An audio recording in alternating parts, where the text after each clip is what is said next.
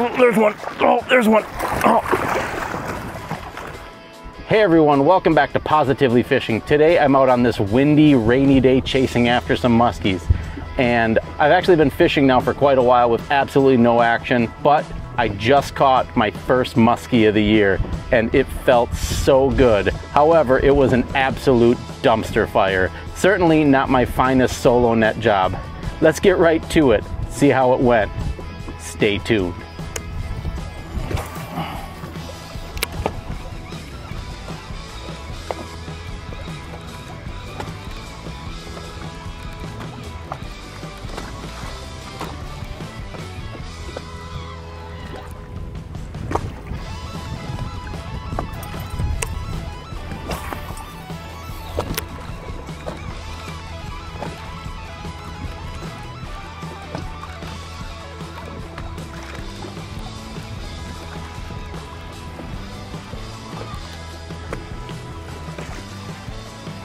Oh, there's one. Oh, there's one.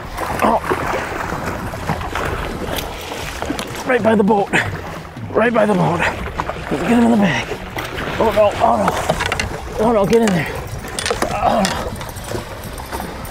Oh no.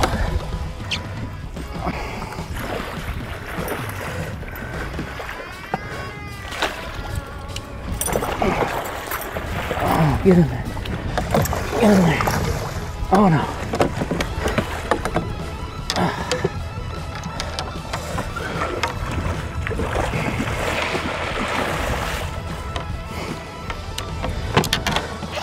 All right, got it.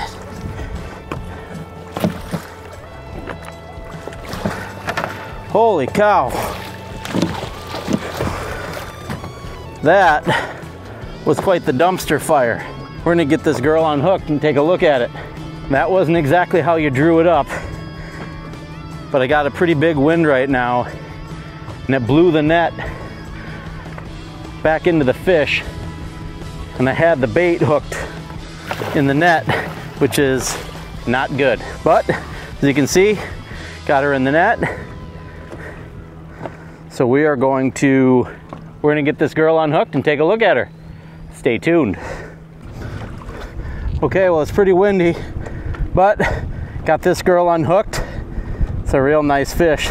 My first muskie of the season, finally. Got a boat side on the bucktail. We're gonna get this girl back, see if we can get another one.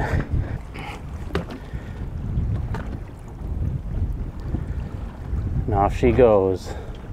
Here is your Positively Fishing quick tip of the day. Whenever you're out targeting muskies, it's really important to have the proper release tools in the boat with you. Having the proper tools makes it a lot safer for you and a lot safer for the fish. The first thing you need is a nice big net. You want your net to be big enough where the muskie can get in it, sit in there, leave it in the water, not have to bring it in the boat, and it's got plenty of room to just kind of hang out in there while you get everything organized. I never bring fish in the boat while they're still in the net. The net is deep enough where I can just hang the net over the side, the fish stays in the water, it works out perfect. I have a Fravel Power Catch net, it works great, there's a lot of other brands out there also. Just make sure that your net is big and deep, it's really important. The next thing you need is a pliers. You need something to be able to get those hooks out without hurting yourself. And a lot of us have pliers like this in our boat. These work great for smaller fish. However, if you're targeting those big toothy muskies, you need something a little bit bigger and longer. These right here, I just got at a local hardware store. You can certainly pay more money to buy some of the actual fishing pliers. I just got these at the hardware store. They were not very expensive. And they work great. They're long, they're sturdy. I can get in there and get those hooks out while keeping my hand out of the muskie's mouth. And lastly, sometimes those big sharp hooks can get caught in places on the muskie that can do them some damage. Anytime there's a hook near a gill or an eye, or in the case of this fish that I just caught, a hook in the top and the bottom, I like to just cut the hooks. And to do that, you need a hook cutter. And I'm not talking about just a little wire cutter. I'm not talking about your little plier cutter that you have on. That's not going to do it with those big musky hooks. You need some sort of heavy duty hook cutter. Now this hook cutter right here I've had for quite a while. I've cut a lot of hooks with it. When I was dealing with that fish that you just saw, I cut one of the hooks, and when I went to cut the other one, my hook cutters actually broke. So you can imagine These aren't going to do it if the hook broke this thing. So luckily I had that one hook cut already, so I was able to get the other hook out without hurting the fish. But it's really important to have a good hook cutter with you. So I'm going to be replacing this. If anyone has a recommendation for a good hook cutter, leave it in the comments below. That would help out a lot. Before we get back to fishing, there have been some people recently that have asked how they can help out the channel. We really appreciate that. And we've recently created 2 membership levels. Both of those membership levels have some perks attached to them. So if you're interested, go ahead and click that join button below, or I'll put a link up here and you can check those out and decide if you're interested in that. All right, let's get back to fishing. Stay tuned.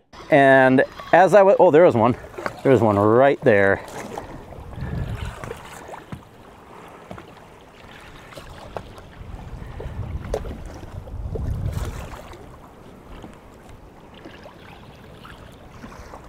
That was a pretty nice one too. Well, we're gonna try that again. So I started to talk about this a second ago, but I had a follow, so I stopped.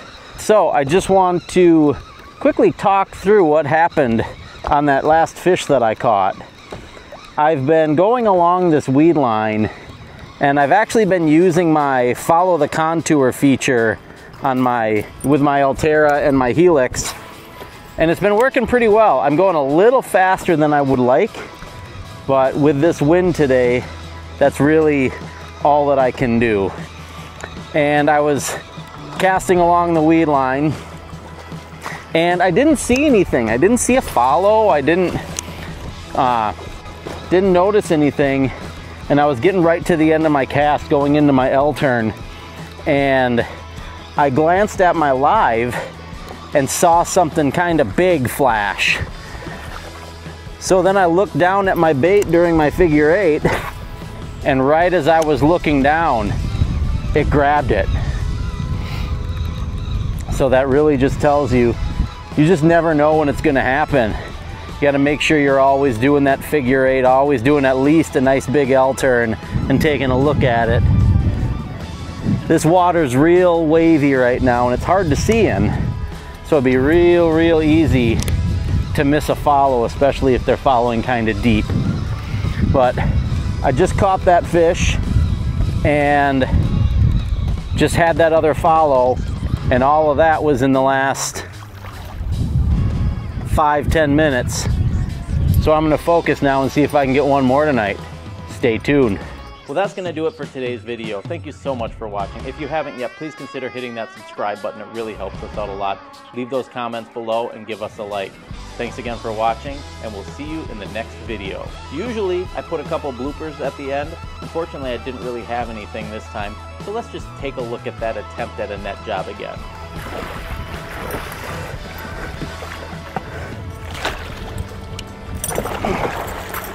Oh, get in there. Get in there. Oh no.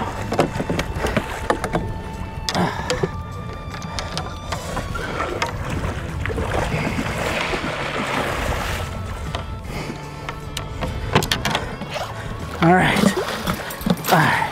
Got it.